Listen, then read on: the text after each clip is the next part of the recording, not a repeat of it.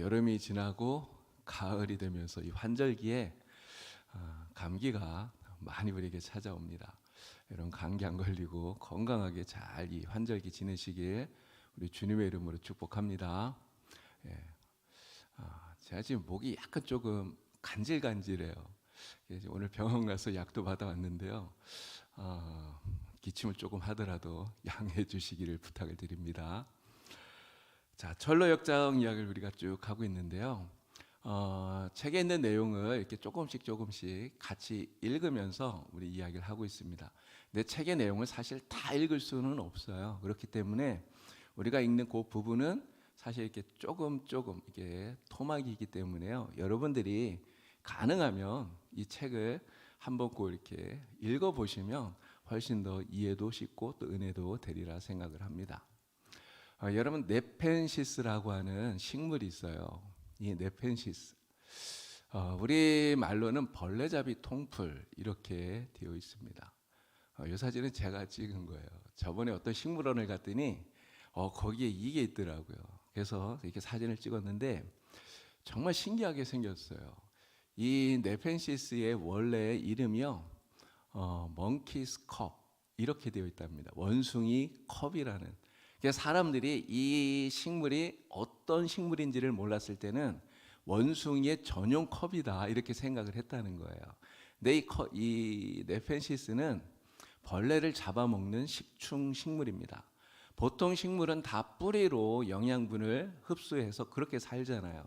근데 이 네펜시스는 아름다운 이 모습과 또 이 꽃에서 꿀샘에서 감미로운 향기를 풍긴대요. 그래서 곤충들이 그 향기에 이끌려서 이 식물의 조통 속으로 들어가게 되는 거죠.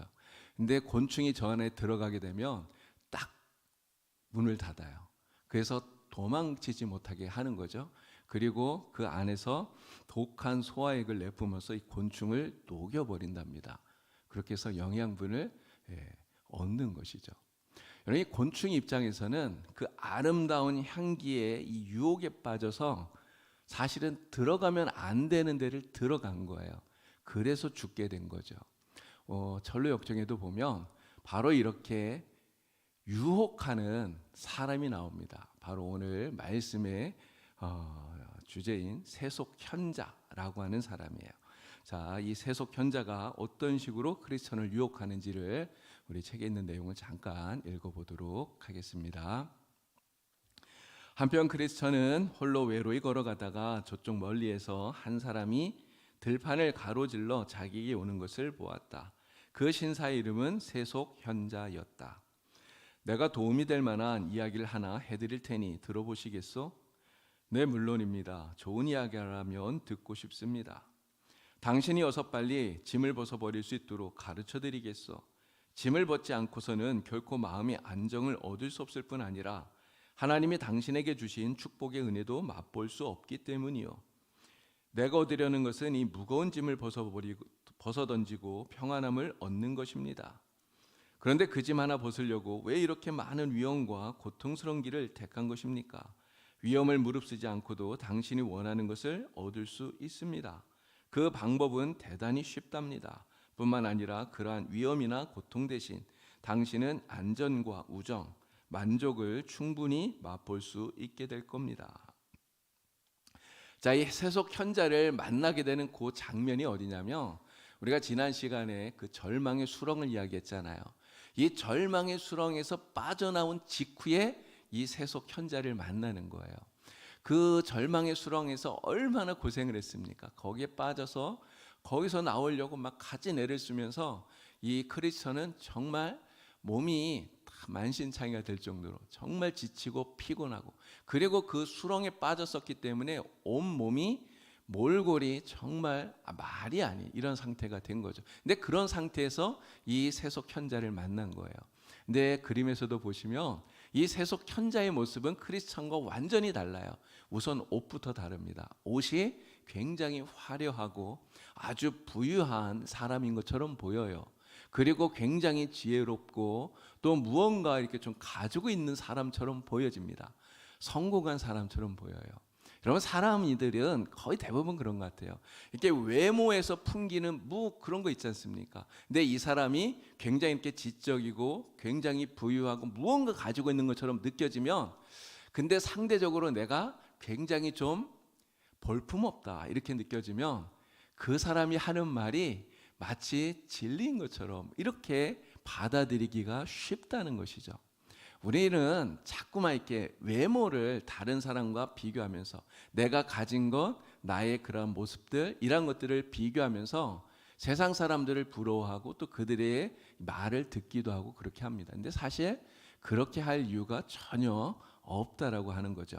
자, 세속 현자가 크리스천에게 어떻게 말하는가, 어떻게 유혹하는가를 우리가 잘 보아야 됩니다. 자, 가장 먼저 하는 이야기는 이거예요. 무거운 죄짐. 지금 크리스천이 어마어마한 무거운 죄짐을 등에 짊어지고 있잖아요. 근데 그거 빨리 벗어 던져라, 이렇게 이야기를 하고 있는 거예요. 자, 이 세속 현자가 지금 죄짐을 빨리 벗어 버리라고 하는 이야기는 무엇인가? 그 죄짐을 등에 짊어지고 있으면 그것 때문에 마음의 안정을 누릴 수 없다. 하나님이 주시는 은혜도 누릴 수 없다. 그러니 빨리 죄짐을 벗어 던져라 이야기를 합니다. 근데 크리스천이 왜 이 길을 떠났습니까? 이 순례 길을. 사실 그거 벗어 던지려고 그래서 떠난 거예요. 자기 스스로 벗을 수 없었고 누구도 벗겨주질 못하니까 그래서 그것을 벗겨줄 수 있는 길을 찾아서 순례 길을 떠났던 거죠. 그런데 그냥 벗을 수 있다고 하는 방법을 가르쳐 주겠다 하는 거예요. 그러면서 도덕 마을에 살고 계시는 율법이라고 하는 아주 고귀한 분을 소개시켜 주겠다, 이런 이야기를 이 세속 현자가 하는 것입니다. 자, 무거운 죄짐을 빨리 벗어버려라 이렇게 유혹하는 이 세속 현자, 이 사람은 바로 이 펠라기우스라고 하는 이 사람의 사상을 이야기하는 것이다, 이렇게 말할 수 있습니다. 펠라기우스라는 이분은 354년경에 출생을 했다고 이야기를 해요. 근데 이 펠라기우스는요, 기독교 역사에 있어서 이단으로 정죄를 받은 사람입니다. 근데 이 펠라기우스는 이런 이야기를 해요. 그 주장을 보면 사람은 누구나 자기 스스로의 의지를 가지고 있다는 거죠. 그래서 나의 의지로 내가 선을 행할 수도 있고 악을 행할 수도 있다는 거예요. 아담과 하와가 선악과를 따먹었잖아요. 근데 그 선악과를 따먹은 건 역시도 아담과 하와가 자신의 의지로 행한 개인적인 범죄일 뿐이다, 이렇게 이야기를 하는 것입니다. 그래서 아담과 하와의 그 죄가 오늘 우리에게까지 이어진다고 하는 이러한 원죄는 잘못된 것이다 이야기를 해요. 그래서 이 펠라기오스는 이 원죄를 부정을 해요. 그리고 또 하나 정말 중요한 이야기를 하는데, 사람들은 자신의 도덕적인 능력을 가지고 구원에 이를 수 있다라는 이야기를 합니다. 바로 예수 그리스도의 십자가를 부정하는 이러한 이야기를 하는 거죠. 당연히 이단으로 정죄받을 수밖에 없는 그러한 사람입니다. 자, 이 펠라기우스는요, 신앙을 사람 중심으로 바꾸어 놓았다, 이렇게 말할 수 있어요. 그럼 펠라기우스가 하는 이야기, 그냥 쉽게 얘기하면 이겁니다. 내가 착한 일 많이 하고 선한 일 많이 했는데 왜 내가 구원 못 받아? 이렇게 얘기하는 거예요. 내가 착한 일 많이 하고 선한 일 많이 하고 그러면 나 스스로 의로워질 수 있고 그 의로 말미암아 나는 당연히 구원받을 수 있는 거야 라고 이야기를 해요. 근데 사람들은 이 펠라기우스의 이 말이 훨씬 더 이해하기 쉬워요. 받아들이기 쉽고 당연하지, 착한 일 많이 했으면 천국 가야지. 사람들 그렇게 많이 이야기하잖아요. 이게 사람들이 받아들이기 쉽고 이해하기 쉽고 당연하게 여기는 그러한 이야기이지만, 그러나 도덕과 율법으로 너 스스로 구원받을 수 있다라고 말하는 이 세속 현자의 이야기는요, 성경과 완전히 배치되는 그러한 주장이라고 하는 거죠. 자, 고린도전서 1장 18절 말씀을 우리 다 같이 함께 읽겠습니다. 십자가의 도가 멸망하는 자들에게는 미련한 것이요 구원을 받는 우리에게는 하나님의 능력이라. 아멘. 우리의 구원은 오직 예수 그리스도의 십자가로서만 된다는 것이, 이게 성경이 우리에게 가르쳐주는 진리의 말씀이에요. 그래서 이 펠라기우스 같은 사람에게는 십자가의 도가 어리석은 것이다 이렇게 생각되게 만든다는 거죠. 지금 이 세속현자가 크리스천에게 어떻게 유혹을 하는가? 바로 이 십자가의 도가 아니라 그냥 너가 쉽게 그 죄짐을 벗을 수 있는 길이 있어. 이렇게 유혹하고 있다는 거예요. 아주 잘못된 그러한 유혹이다라고 하는 것이죠. 자, 또 어떻게 유혹을 하는가? 두 번째는 전도자가 이 크리스천에게 알려준 길이 있습니다. 바로 좁은 문을 향하여 가라 이렇게 알려주었잖아요. 그런데 이 길, 전도자가 알려주는 이 길은 세상에서 가장 위험한 길이다. 가장 어려운 방법이다. 왜 그렇게 굳이 어려운 길을 가려고 하냐 이렇게 이야기를 한다는 거예요. 그러면서 전도자를 비난하는 것이죠. 전도자가 알려준 이 길에는 공포가 있고 두려움이 있고 굶주림이 있고 어려움이 있고 결국은 그 길을 가다가 너는 죽는다 이렇게 이야기를 해요. 결국은 죽게 되는 그 길을 왜 가려고 그러느냐? 쉬운 길이 있어. 쉬운 길을 내가 가르쳐 줄게. 지금 이렇게 이야기를 하고 있는 것입니다. 자, 그런데 이 세속현자가 전도자들을 비난하는, 그러면서 자신이 더 유능하니 내 말을 들어라 이렇게 얘기하는 것은요, 사실은 초대교회 때부터 있었던 그러한 거짓 교사들의 전형적인 방법 가운데 하나다라고 하는 것입니다. 자, 사도행전 20장을 보니까요, 29절부터 30절에 이런 말씀이 나옵니다. 바울이 하는 이야기예요.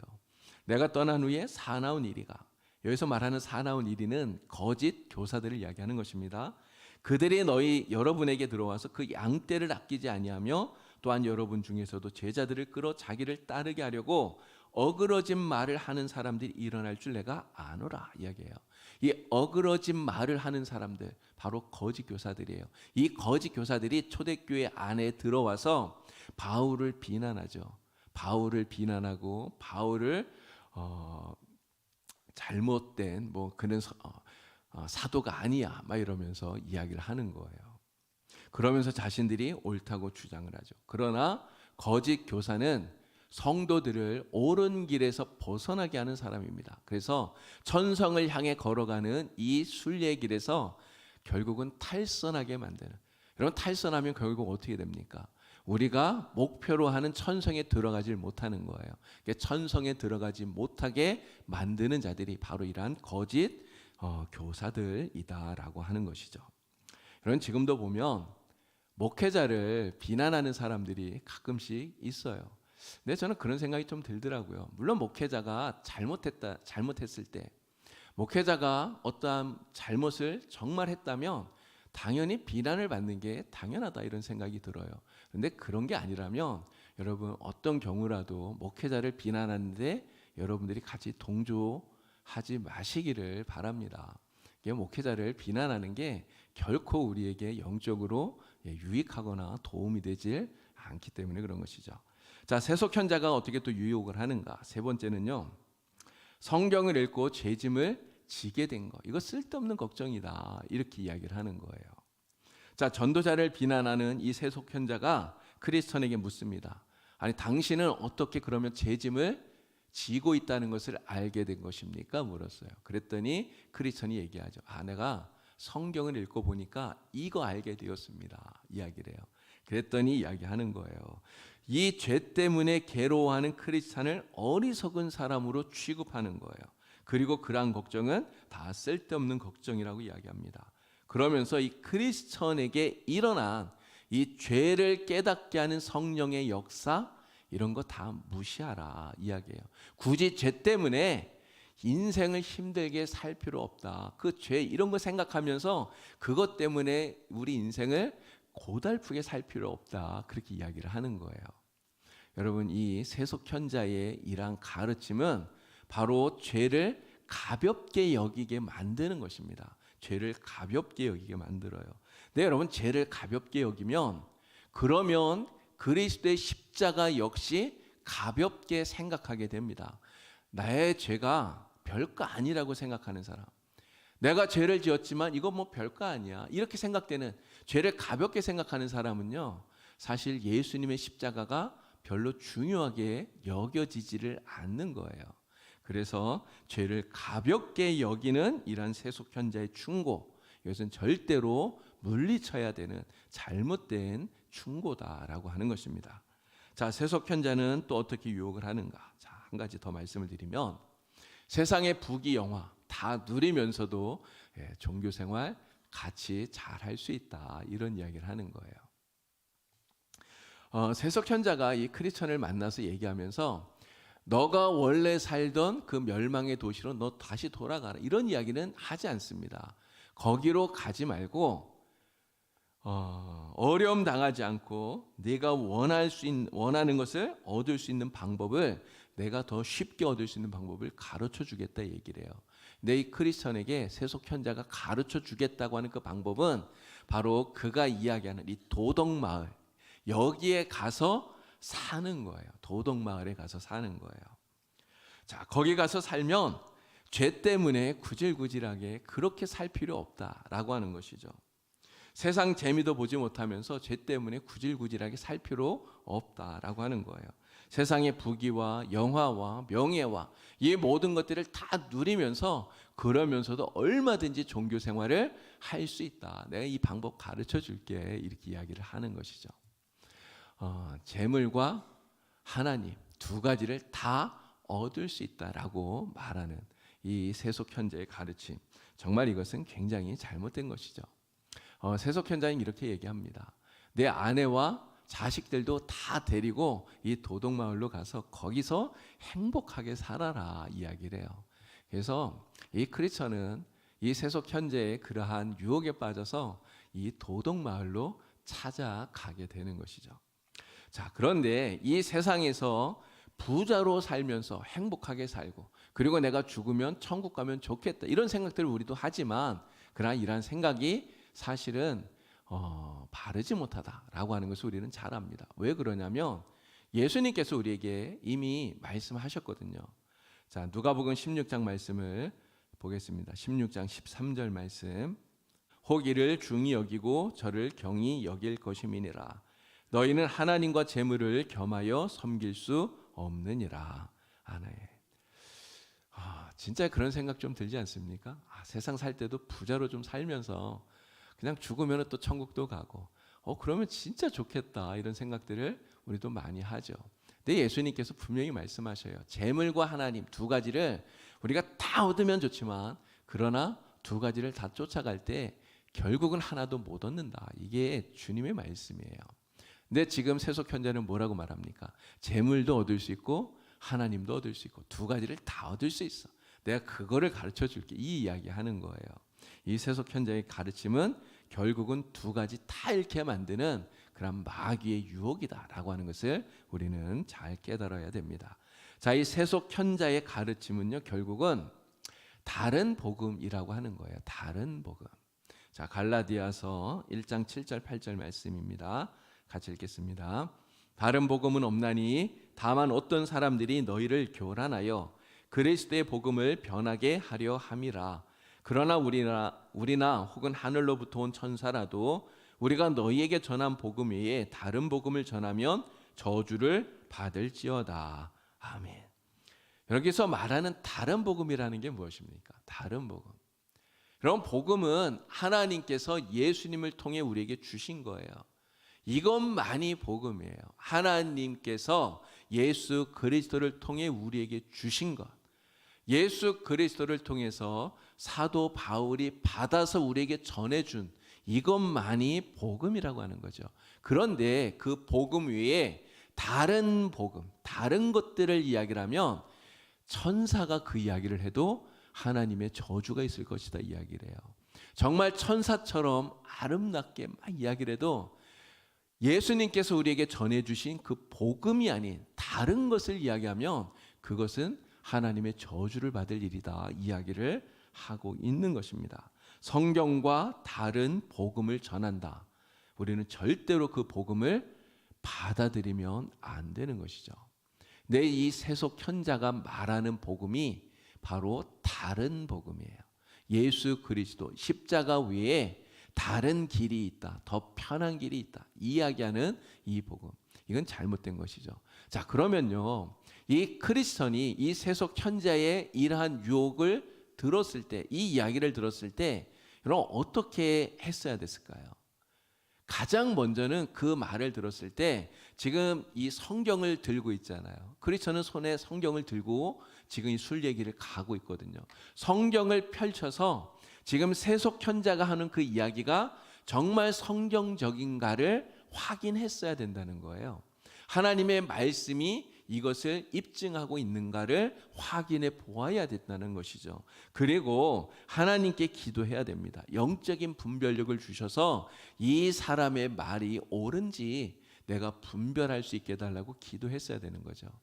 그래서 세속현자의 이러한 가르침이 진리인지 아니면 거짓된 것인지 그것을 잘 분별하고 그것의 유혹에 넘어가지 않도록 스스로를 잘 지켰어야 된다는 거예요. 자, 그런데 이 크리스천은 사실 세속현자를 만나서 그 이야기를 들으면서 성경을 펼치지 않습니다.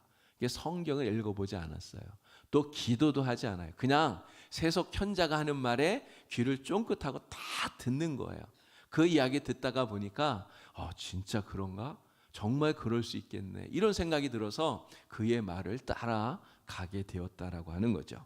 자, 세속현자는 이 크리스천에게 도덕마을을 소개합니다. 도덕마을에 있는 율법이라고 하는 사람을 소개시켜줘요. 그리고 그 사람을 만나보라고 이야기를 합니다. 자, 그 장면을 한번 읽어보겠습니다. 자, 위험을 무릅쓰지 않고도 당신이 원하는 것을 얻을 수 있는 대단히 쉬운 방법이 있습니다. 아, 그래요? 그렇다면 내게 그 비결을 좀 알려주십시오. 저쪽에 보이는 저 산 너머에 가면 도덕마을에 율법이라는 어른이 살고 있습니다. 그는 판단력이 뛰어나고 아주 지혜로운 분으로 명성이 자자하죠. 그분은 당신과 같은 사람들의 짐을 벗겨줄 재주를 갖고 있습니다. 당신이 전에 살던 고향으로 돌아가고 싶지 않으면 아내와 자식들을 데리고 와서 살 수 있습니다. 그 마을에는 지금 빈집들이 많기 때문에 값싸게 구할 수 있습니다. 더구나 정직하고 믿을 수 있는 이웃들이 있기 때문에 틀림없이 만족스러운 생활이 보장되리라고 봅니다. 이 말을 듣고 크리스천은 잠시 망설였으나 만일 이 신사가 한 말이 사실이라면 그의 충고를 따르는 것이 현명한 처사라고 생각하고는 덧붙여 물었다. 선생님, 그 현명하고 정직하신 분의 집은 어디에 있습니까? 저기 저 높은 언덕이 보이나요? 예, 아주 잘 보입니다. 바로 저 산을 넘어 나타나는 첫 번째 집이 그 사람의 집입니다. 크리스천은 가던 길을 바꾸어 더 쉽고 현명한 방법을 찾기 위해 율법이 사는 마을로 향했다. 자, 도덕마을에 율법이라고 하는 사람이 살고 있대요. 여러분, 이 율법이라는 사람은 누구일까요? 이 율법은 바로 율법을 지킴으로써 구원을 얻을 수 있다고 여기는 그런 율법주의자를 말하고 있는 것입니다. 누가복음 18장 8절부터 말씀을 보면 한 바리새인이 나와요. 바리새인과 세리가 성전에 올라와서 기도하잖아요. 근데 이 사람이 기도하는 것을 보면 이런 식으로 기도합니다. 하나님, 나는 다른 사람들, 곧 토색하고 불의하고 간음하는 사람들과 같지 않음을 감사합니다. 특히 이 세리와 같지 않음을 감사합니다. 자, 그러면서 뭐라고 얘기합니까? 나는 일에 한 번, 일에 두 번씩 금식을 하고 또 소득의 11조도 드립니다. 얘기를 해요. 여러분, 이 바리새인은요, 정말 그 말 속에 딱 내가 이거 합니다. 내가 이렇게 합니다. 이렇게 얘기를 해요. 내가 금식하고 내가 11조도 드리고 내가 이러한 불의를 행하지 않고 다 내가 이거 하고 있다라고 얘기하는 거죠. 근데 그렇게 내가 이러한 것들을 행함으로 인하여 나는 의롭습니다. 이렇게 얘기하는 거예요. 나는 의롭습니다. 근데 내가 의롭다고 말하는 여기서 끝나는 게 아니에요. 나는 이렇게 의롭기 때문에 그 의로움으로 나는 당연히 구원받을 수 있다고 믿고 여기는 거예요. 구원받을 수 있다. 자, 그런데 하나님은 어떻게 말씀합니까? 이 바리새인을 의롭다고 말하나요? 바리새인을 의롭다고 말하지 않아요. 하나님께 의롭다고 여김받지 못했어요. 나는 의롭다고 그는 생각했지만 결국 의롭다고 생각하는 것은 이 바리새인의 착각이라고 말할 수 있는 것입니다. 착각이에요. 근데 이 착각이 그냥 보통 착각이 아니에요. 정말 대단한 착각을 하는 것입니다. 자기는 절대로 의로운 사람이 아닌데 나는 의로워. 나 이 의로움으로 나는 구원받을 수 있어. 이렇게 착각을 하니까 이거는 정말 심각한 착각이다 이렇게 말할 수 있는 것이죠. 자, 도덕마을에 살고 있는 이 율법은 어떤 사람인가? 이 사람이 하는 말은 무엇인가? 바로 도덕적인 행위를 통해서 너 자신을 구원할 수 있다라고 말하는 것입니다. 아까 벨라기오스 이야기했잖아요. 바로 그 벨라기오스가 이런 이야기를 하고 있다라고 하는 거예요. 도덕마을로 가서 율법을 만나라는 이 세속현자의 가르침. 도덕적인 행위를 통해서 너 자신을 구원하라. 종교적인 그런 행위를 통해서 너 스스로 구원받을 수 있다. 이렇게 가르치는 잘못된 가르침이라는 것입니다. 그러나 율법으로는요, 누구도 구원을 받을 수 없다라고 하는 것이 성경의 가르침이에요. 자, 갈라디아서 3장 10절 11절 오늘 우리가 읽었던 본문 말씀입니다. 이 말씀을 우리 다 같이 함께 읽겠습니다. 무릇 율법 행위에 속한 자들은 저주 아래에 있나니 기록된 바 누구든지 율법 책에 기록된 대로 모든 일을 항상 행하지 아니하는 자는 저주 아래에 있는 자라 하였음이라. 또 하나님 앞에서 아무도 율법으로 말미암아 의롭게 되지 못할 것이 분명하니 이는 의인은 믿음으로 살리라 하였음이라. 아멘. 의인은 믿음으로 말미암아 삶을 산다라고 하는 이 말씀이 구약 성경에도 나오고요. 하박국서에 나오죠. 또 신약 성경의 로마서에도 나오고요. 그리고 이 갈라디아서에 또다시 반복이 됩니다. 의인은 오직 믿음으로 말미암아 산다. 여러분, 이 믿음이 무엇입니까? 누구를 믿는 거죠? 예수님을 믿는 거예요. 지난번에 제가 오후 예배 때 한번 말씀드렸잖아요. 오직 예수 이름으로만 구원을 받는 거예요. 예수를 믿음으로만. 예수님이 나를 위해서 십자가에 죽으셨다고 하는 그 사실을 믿는 사람만 구원을 받아요. 이거 외에 다른 길이 없어요. 그런데 율법을 통해서 내가 의로움을 많이 행하면 그것 때문에 구원받을 수 있다? 이것은 정말 잘못된 그러한 가르침이라는 거죠. 근데 사실 율법으로 구원을 받을 수 있습니다. 받을 수 있어요. 그럼 어떻게 하면 율법으로 구원받을 수 있을까요? 율법을 100% 정말 완벽하게 지키면 구원받을 수 있어요. 율법을 조금도 어기지 않으면 구원받을 수 있다는 거죠. 그런데 문제는 세상에 사는 사람들 가운데 그렇게 할 수 있는 사람이 있느냐? 여기 있습니까? 여러분, 우리가 정말 율법을 조금도 어기지 않고 완전히 100%다 지켜서 구원받으려고 그러면 이건 불가능한 거잖아요. 아무도 그렇게 할 수 없다는 거죠. 율법은 그래서 우리가 죄인이라고 하는 것을 깨닫게 하는 거예요. 율법이 몽학 선생이다 이렇게 이야기하지 않습니까? 율법이 우리에게 있기 때문에 우리는 그 율법 때문에 야, 진짜 나는 어쩔 수 없는 죄인이구나. 내가 아무리 노력해도 나는 구원을 얻을 수 없는 그런 존재구나 하는 것을 깨달을 수밖에 없다라고 하는 거죠. 그래서 율법은 우리에게 예수님이 필요하다라고 하는 것을 깨닫게 하는 이런 역할을 합니다. 율법 때문에 내가 죄인인 것을 깨닫고 정말 나는 할 수 없기에 구원 얻기 위해서 주님께로 달려갈 수밖에 없는 거죠. 이게 율법의 기능인 거예요. 그런데 그 율법을 붙들고 내가 선을 행하고 율법을 잘 지키고 그렇게 하면 구원받을 수 있다. 이렇게 믿는 사람이나 또는 율법을 지킴으로써 구원받을 수 있다고 가르치는 사람은 다 어리석은 사람이다라고 하는 거예요. 성경이 그것을 우리에게 가르쳐주고 있는 것입니다. 오늘 우리는 정말 오직 예수 그리스도, 예수님만을 믿고 이 믿음을 가지고 끝까지 이 순례길을 달려갈 수 있는 저와 여러분들이 다 될 수 있기를 우리 주님의 이름으로 간절히 축원합니다. 자, 크리스천이 이 세속 현재의 유혹에 빠져서 좁은 길로 가는 길을 벗어났어요. 길을 이탈합니다. 그래서 이 세속 현자가 가르쳐주는 도덕 마을을 향해서 찾아가는 거예요. 자, 그 장면을 읽어보도록 하겠습니다. 크리스천은 더 이상 발걸음을 옮길 수가 없었다. 그는 그곳에 우뚝 멈춰서서 어찌할 바를 모르고 있었다. 등에 진 짐은 이전보다 훨씬 더 무겁게 그를 짓누르고 있었다. 크리스천은 언덕 위에서 불이 활활 타오르는 것을 보았다. 그는 불길에 휩싸여 다 죽지는 않을까 하는 두려움에 휩싸였다. 그는 두려움으로 식은땀이 났다. 이제야 크리스천은 세속 현자의 그릇된 충고를 받아들였던 것을 후회하기 시작했다. 마침 그때 저쪽에서 자기에게 좁은 문으로 가는 길을 가르쳐준 전도자가 다가오고 있었다. 전도자는 엄격하고 무서운 얼굴로 크리스천을 바라보며 물었다. 크리스천, 어찌하여 이런 곳에 오게 되었습니까? 그 말을 들은 크리스천은 뭐라 대답해야 할지 몰라 아무 말도 못하고 머뭇거리며 그냥 그 자리에 서 있었다. 제가 당신에게 좁은 문으로 가는 길을 가르쳐 드리지 않았습니까? 예, 그렇습니다. 그러면 무슨 이유로 이렇게 쉽사리 결심을 바꾸어 다른 길로 들어선 것입니까? 크리스천이 이 도덕마을로 가려고 거기 가면 쉽게 자기의 죄짐을 벗을 수 있다고 하니까 그래서 율법을 찾아서 갔는데 가면서 보니까 더 험한 거예요. 길이. 말씀드렸죠. 율법을 통해서 구원 얻으려고 하는 길은 정말 우리가 할 수 없는 길이에요.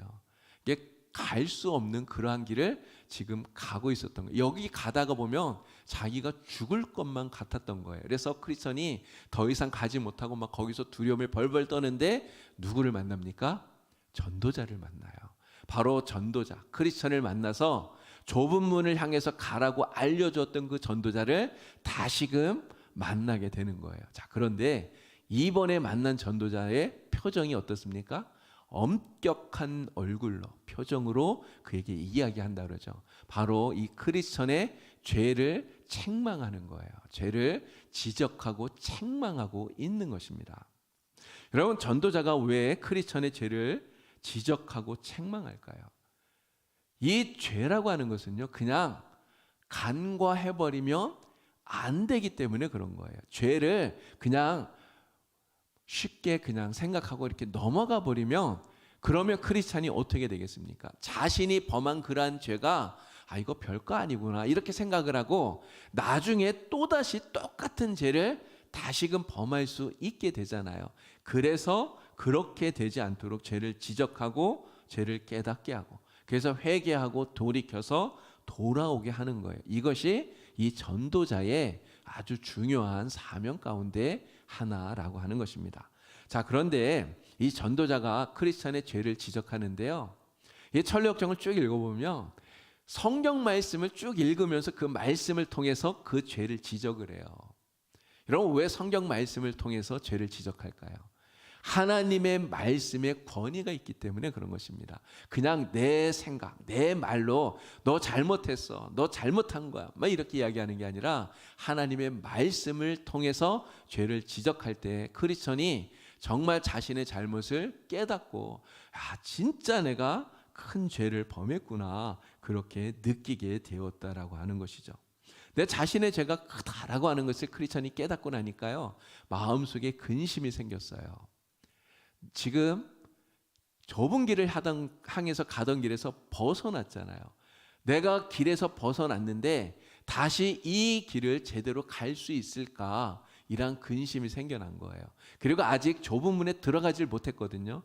좁은 문 앞에까지 갔을 때 나의 죄 때문에 내가 거기를 가도 받아들여질 수 있을까? 이러한 근심이 생겨나게 된 거예요.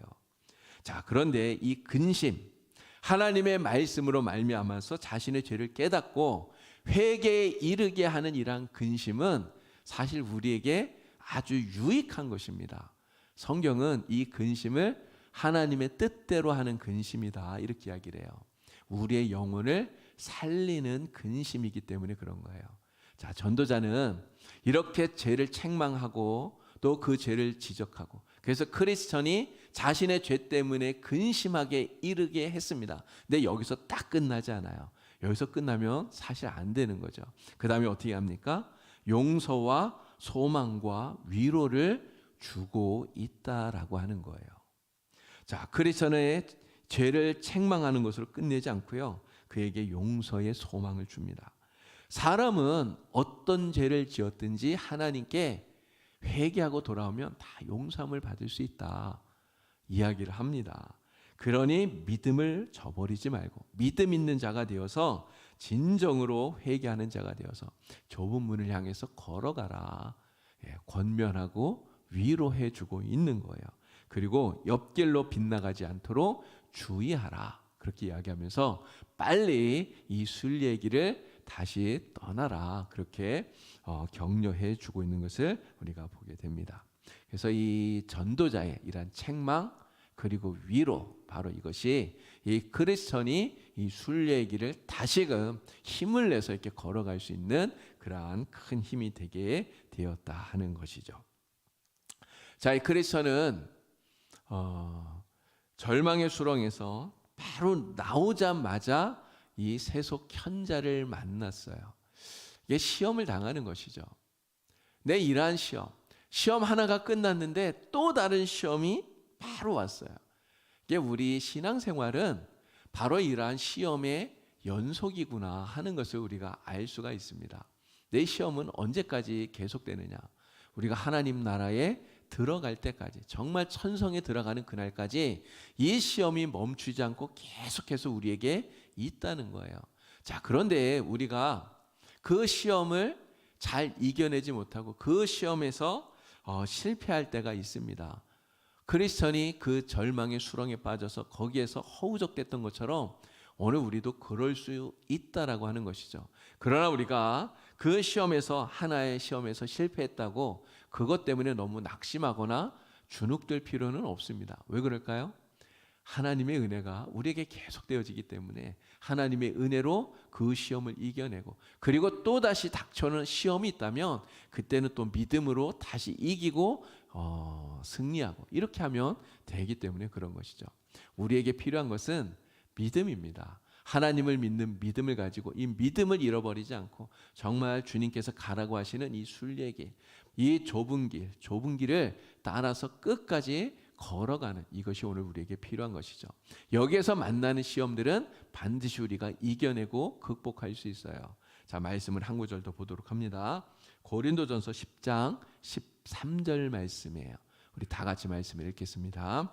사람이 감당할 시험 밖에는 너희가 당한 것이 없나니 오직 하나님은 미쁘사 너희가 감당하지 못할 시험 당함을 허락하지 아니하시고 시험 당할 즈음에 또한 피할 길을 내사 너희로 능히 감당하게 하시느니라.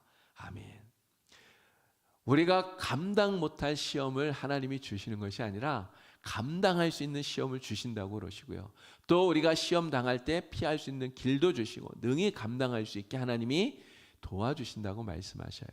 항상 모든 시험 가운데에도 하나님은 우리에게 은혜를 베풀어 주고 계시다는 것을 우리는 믿어야 됩니다.